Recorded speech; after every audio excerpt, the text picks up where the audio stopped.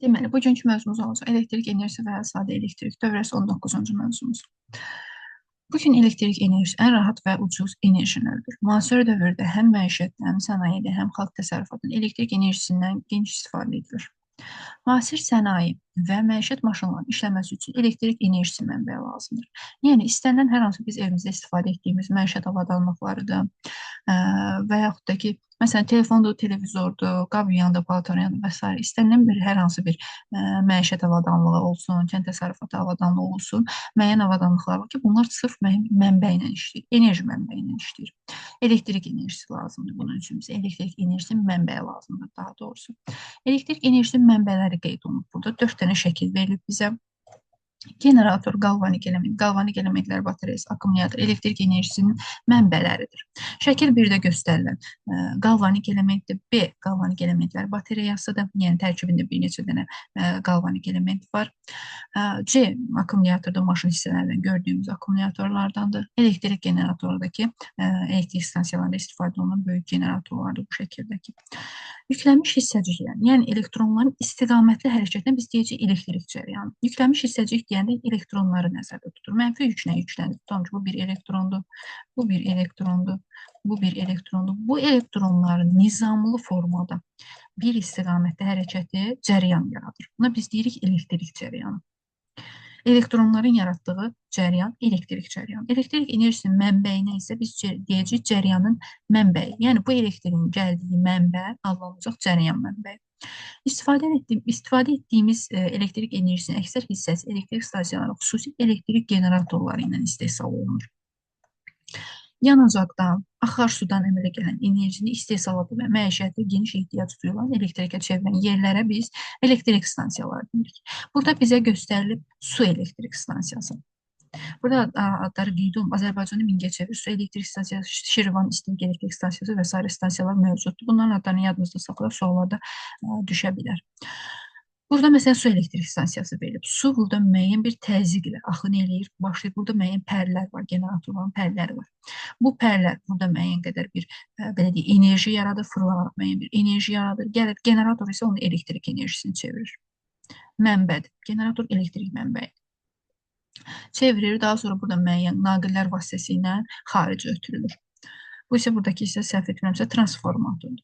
Burada isə deməli istilik elektrik stansiyası verilib. Burada da müəyyən belə deyək, yanacaq vasitəsilə əldə olunur elektrik. Burada kömürdən istifadə olunur və yaxud ki, torfdan istifadə olunaraq yanır. Onların buxarı vasitəsilə buxar orada artıq müəyyən qədər enerji yaradır və bu enerji, buxar generatoru həmin o enerjini başlayır çevirir. O buxarı elektriyə çevirir, elektrik enerjisinə çevirir. O da eyni qaydada naqillər vasitəsilə ötürülür. Daha güclü elektrik stansiyaları, daha güclü elektrik stansiyalarını biz İES deyəcəyik, istilik elektrik stansiyaları. Suallarda verə bilər ki, daha güclü elektrik stansiyaları hansılardır? İES-lər, istilik elektrik stansiyaları. Nə ilə işləyir? Bəs yanacaqla, kömür və yaxud ki, torfla. Baxın, burada qeyd olunub, kömür. Bu stansiyalarda yandırma zamanı bir və ya bir neçə generatorun pərini fırlada bilən isti buxar axını yaranır ki, bu da müxtəlif cihazlar və qurğular vasitəsilə elektrik enerjisinə çevrilir.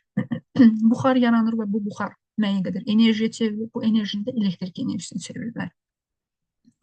Son vaxtlar elektrik enerjisi istehsalı üçün atom enerjisini elektrikə çevirən stansiyalar quraşdırılır. Buna biz deyəcəyik AES, atom elektrik stansiyaları. Bunların belə deyək də açılışında öyrənmək lazımdır və qısa yazılışında öyrənmək lazımdır ki, çaşdırmayaq. AES-i görəndə bilək ki, artıq söhbət atom elektrik stansiyasından gedir.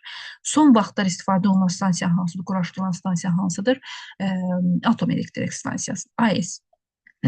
Burada atom elektrik stansiyasının alınmasının, belə deyək, elektrik enerjisinin həmin stansiyadan alınmasının şəkili var. Bu şəkilləri də yaxşı yadınızda saxlayaq ki, bunlar bir-birinə fərqləndirə bilir. Su elektrik stansiyası, istilik elektrik stansiyası və atom elektrik stansiyası.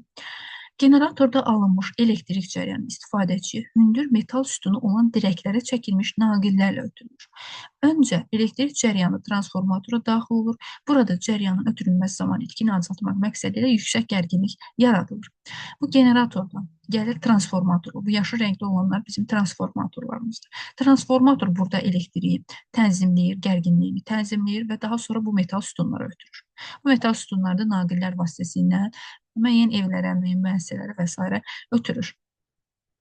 Ev dövrəsinə daxil olmamışdan əvvəl elektrik cərəyanı gərginliyini başqa bir transformatorda tənzimləyirlər. Bu transformator generatordan gələn elektrik enerjisini tənzimləyir. Ötürür metal sütunu. Metal sütunu da ötürəcək evin yaxınlığında olan bir transformatoru. Bu transformatorda tənzimləyir, gərginliyi tənzimləyir və sonra ötürür evlərə. Evlərə, binalara və yaxud da ki, dediyimiz kimi müəyyən müəssisələrə. Daha sonra elektrik enerjisinin elektrik qəbul ediciləri. Elektrik qəbul ediciləri nədir? Evdə istifadə etdiyimiz lampalardır, müəyyən məişət avadanlıqlardır, televizordur, nə bilim, kompüterdir, elektrik gücüsüdür. Yəni elektrikdən istifadə edən müəyyən qurğular, elektrik vasitəsilə işləyən müəyyən qurğular elektrik qəbul ediciləridir. Və bu qurğular gələn elektriyi ə, mexaniki hərəkətə çevirə bilir və yaxud da ki, görüntüyə çevirə bilir, səsə, istiyə, işığa çevirə bilir. Məsələn, elektrik gəlir lampaya, lampa onu nəyə çevirir? İşığa çevirir. Tutalım ki, elektrik gəlir televizora, qəbul edicidir televizor. Elektrik gəlir televizora, televizor onu görüntüyə çevirir, səsə çevirir. Yəni dəyişdirir. O elektrik enerjisini dəyişdirir, başqa bir şey çevirir. Başqa bir işığa çevirə bilər, istiyə, səsə, görüntüyə, mexaniki hərəkətə çevirə bilər. Mexaniki hərəkəti çevirir, məsələn, nə? Gəlir paltar yuyan. Paltar yuyan başlayır onu mexaniki hərəkətə çevirir, elektrik enerjisini. Qab yuyan başlayır onu mexaniki hərəkətə çevirir. Yəni hərəkətə çevirir, müəyyən hərəkətə çevrilir. Elektrik enerjisi mənbədən işlədici naqillər. Burada bizim ötürücümüz olacaq naqil. Soruşa bilər ki, ötürücülər nədir? Elektrik enerjisi ötürücüləri. Ötürücü olacaq nə? Naqillər vasitəsilə ötürülür. Elektrik qəbul ediciləri mənbəyə qoşmağı və ayırmaq üçün idarə edici cihazlardan, elektrik açarından, qoruyuculardan istifadə edilir. Tutalım ki, ira olsun. Məsələn, otağımızda görürük ki, işıq, lampa tez-tez yanır, sönür. Yəni burada nəsə elektriklə bağlı, işıqla bağlı bir problem var. Tez biz gəlirik, işığı söndürürük. Söndürəndə artıq o söndürdüyümüz yer açar adlanır. Artıq biz onu söndürdük və açarı açdıq. Yəni o deməkdir ki, biz elektrik dövrəsini açdıq. Bu bizim elektrik dövrəmizdir. Tutalım ki, burada bir dənə sadə elektrik dövrəsi çəkək. Biz belə bir sadə bir elektrik dövrəsi çəkək. Burasında məsələn bir dənə lampa var. Bu bizim elektrik dövrəmizdir. Mənbəmizdir daha doğrusu. Mənbəmiz gəlir, burada bir dənə bizim açarımız var. Əgər bu açarımız bizim bağlı olsa, elektrik axını burada işləyəcək, lampa yanacaq. Yəni lampa işıq saçacaq da belə deyək. Yəni burada belə deyək, açıq olmadığına görə, dövrə qapalı olduğuna görə burada elektronlar hərəkət edəcək. Hərəkət edəcək və burada müəyyən bir elektrik yaradacaq. Ancaq buradakı açarımız, indi bizim bir dənə də açıq açarla bir belə deyək, şəkil çəkək, bir elektrik dövrəsi çəkək. Burada bizim lampamız.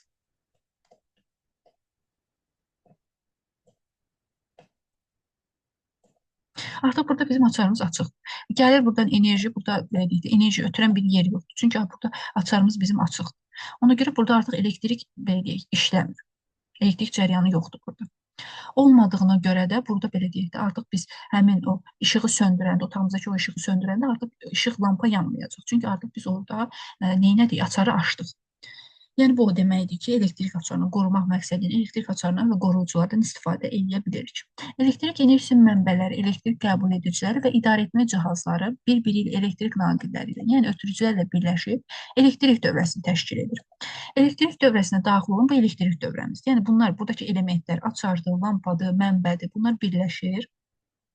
Birlikdə elektrik dövrəsini təşkil edirlər. Elektrik dövrəsinə daxil olan bütün qurğular onların elementləridir. Yəni bura daxil olan hər bir şey mənbədir, dediyimiz kimi lampadır, açardır. Bunlar hər biri elementdir. Ayrı-ayrılıqda bir elektrik elementidir. Elementlər, elektrik cərəyanı naqillərlə mənbədən elektrik qəbul edicisinin yalnız dövrə qapalı olduqda daxil ola bilər. Yəni dediyimiz kimi, bu bizim qapalı dövrəmizdə hansı ki, burada artıq elektrik işləyir, cərəyan var. Ancaq bu bizim açıq dövrəmizdir ki, burada elektrik işləməyəcək. Qapalı elektrik dövrəsinə naqillər dövrənin elementlərinə etibarlı bərkidilməli və zədəsiz olmalıdır naqillərimiz. Sadə elektrik dövrəsi, cərəyan mənbəyi, közərmə lampası, açar və naqillərdən ibarətdir. Suallarda çox vaxt düşür ki, sadə elektrik dövrəsinin elementləri hansılardır? Sadə elektrik dövrəsinin 4 dənə elementi var. Cərəyan mənbəyi, batereya, közərmə lampası, açar və burada onları birləşdirən bu naqillərdəki Bunlar deməli dördü də sadə elektrik dövrəsinin əsas elementləri, yəni sadə elektrik dövrəsinin elementləridir. Elektrik dövrəsinin elementləri şərti işarələr şəklində təsvir etmək daha asan və rahatdır. Məsələn, biz hər hansı bir sadə elektrik dövrəsinin şəklini çəkməliyik. Bu cür çəksək, yəni əl qabiliyyəti olmayan, bu şəkli çəkməyi bacarmayan normal bir şey çıxara bilməyəcək orada və baxan insan heç nə başa düşməyəcək həmin şəkildə. Ona görə biz qrafik təsvirlərdən istifadə edəcəyik. Bu elementlərin hər birinin ayrı-ayrılıqda özünün qrafik təsviri var ki, yəni bunu əllə çəkmək mümkün deyil. Yəni kompüter vasitəsilə belə bir sadə elektrik dövrəsi yaratmaq mümkün olar. Ancaq əllə rahat başa düşülən və çox vaxt tələb etməyən bir dövrə çəkmək üçün biz qrafik təsvirlərdən istifadə edəcəyik. Bu qrafik təsvirlərimizdən indi hər biri ilə tanış olacağıq. Hansı ki, lampanın özünün ayrıca bir qrafik təsviri var, mənbənin özünün ayrıca bir qrafik təsviri var, açarın özünün ayrıca bir qrafik təsviri var, naqillərin özünün ayrıca bir qrafik təsviri var. Dedik ki, şərti işarə şəklini təsvir etmək daha asan və rahat. Elektrik dövrəsinin şərti işarələri təsvir edilməsi biz elektrik sxemi deyəcəyik. Məsələn, burada mən elektrik belə deyək, elementlərin şərti qrafik təsvirlərindən istifadə edərək bir elektrik sxemi çəkmişəm. Naqillərimdir, açarımdır, lampamdır və elektrik mənbəyimdir. Qrafik təsvirlərindən istifadə edib bir elektrik sxemi çəkmişəm. Elektrik sxemi deyilir. Şərti işarələr və elektrik sxemlərinin hazırlanma qaydaları dövlət standartları ilə müəyyən edilir. Suallarda verə bilər ki, nəyə əsasən müəyyən olunur? Dövlət standartları ilə müəyyən olunur, dövlət standartları ilə tənzimlənir. Burada bizi bir cədvəl qarşılayır. Burada elementin adı, elementin təsviri və elementin şərti qrafiki təsviri verilib burada. Hansı ki, biz elektrik sxemini quranda buradakı bu şərti qrafik təsvirlərdən istifadə edəcəyik.